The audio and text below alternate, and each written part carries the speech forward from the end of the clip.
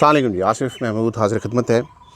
آپ سب لوگ یقیناً عید منانے چلے گئے ہوں گے اور اسلام آباد شہر سے پتہ چل رہا ہے کہ لوگ عید منانے چلے گئے ہیں۔ میں نے جتنے دوستوں سے پوچھا کہ آپ عید کہاں منائیں گے، مجھے یہی جواب ملا کہ ہم تو اپنے آبائی شہر میں منائیں گے۔ میں بہرحال ابھی تک تو اسلام آباد میں ہی ہوں، عید کر کے شاید یا اس سے اگلے دن شاید میں چلا جاؤں۔ لیکن ایک سوال ہے، اور سچی بات ہے کہ یہ جو اس وقت یہاں کا سناٹا اور یہاں کی خاموشی ہے، یہ سوال کی معنویت کو مزید بڑھا رہے ہیں۔ سوال یہ ہے کہ یہ عید کے بعد کیا ہوگا۔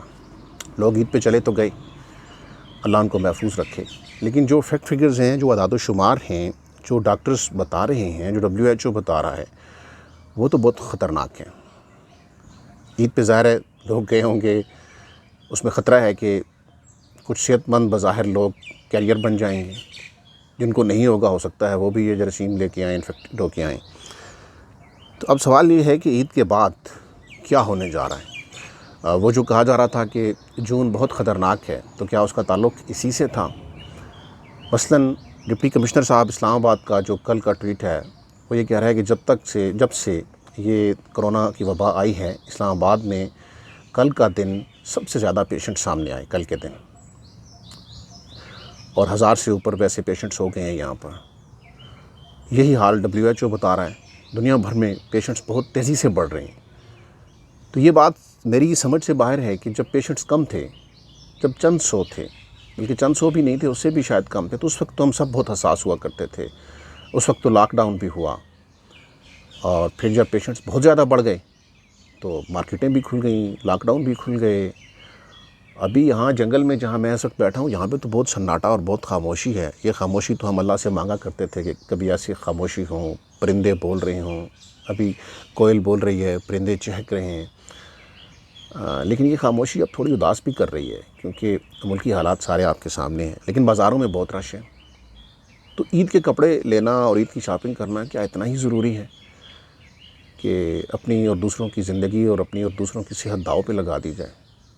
معاملہ دیکھیے طبی معاملہ ہے، اس میں حتمی رائے ڈاکٹرز ہی دے سکتے ہیں۔ انتظامی معاملے میں انتظامیہ رائے دے گی، قانونی معاملے میں عدالتیں اور وکیل رائے دیں گے، قانونی ماہرین رائے دیں گے، لیکن جب معاملہ بنیادی طور پہ طب سے تعلق رکھتا ہو تو پھر ڈاکٹرز کی رائے کو اہمیت دینی چاہیے۔ اور ڈاکٹرز یہ کہہ رہے ہیں کہ ہم تھک گئے ہیں، اتنے زیادہ پیشنٹس ہیں۔ ابھی یہ میرے سامنے ہے، Lahore general hospital orthopaedic ward کے 16 ڈاکٹرز کو، 16 ڈاکٹرز ایک ہاسپٹل کے ایک وارڈ کے، ان کو کرونا ہو گیا ہے۔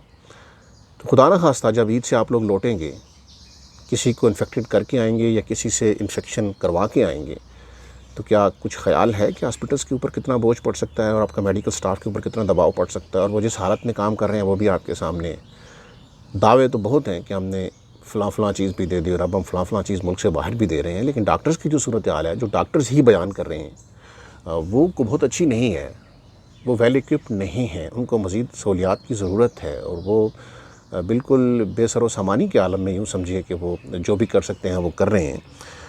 ابھی یہ نیو یارک ٹائمز کی ایک رپورٹ ہے کہ امریکہ میں اگر ایک ہفتہ قبل لاک ڈاؤن ہو جاتا تو 36,000 اموات سے بچا جا سکتا تھا۔ صرف ایک ہفتے کے لاک ڈاؤن سے 36,000 لوگ مرنے سے بچ سکتے تھے۔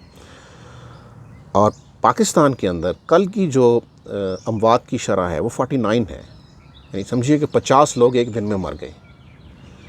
تو جب ٹوٹل 50 مریض نہیں تھے، اس وقت ہم نے لاک ڈاؤن بھی کیا، اس وقت ہم نے حفاظتی میئرز بھی لیے، اس وقت ہم سب ماسک پہن کے بھی آئے۔ میں ویسے ماسک اس لیے یہاں پہن کے نہیں بیٹھا کہ یہاں دور دور تک کوئی آدمی نہیں ہے، یہاں صرف پرندے ہیں، اور بندر بھی آج غائب ہیں، وہ بھی نظر نہیں آ رہے، شاید وہ بھی چھٹیاں منانے چلے گئے ہیں، لیکن پرندوں سے چونکہ یہ مسئلہ نہیں ہوتا اس لیے میں ایزی بیٹھا ہوں۔ لیکن یہ ڈیتھ ریٹ جو ہے یہ بہت سنگین ہے، اور جب ٹوٹل، جیسے میں عرض کر رہا تھا کہ ٹوٹل 49 پیشنٹس تھے، اس وقت ہم نے سارے حفاظتی میئرز لیے، اور جب ایک دن میں ہم نے 50 لاشیں اٹھائے تو اس وقت ہم حفاظتی میئرز نہیں لے رہے۔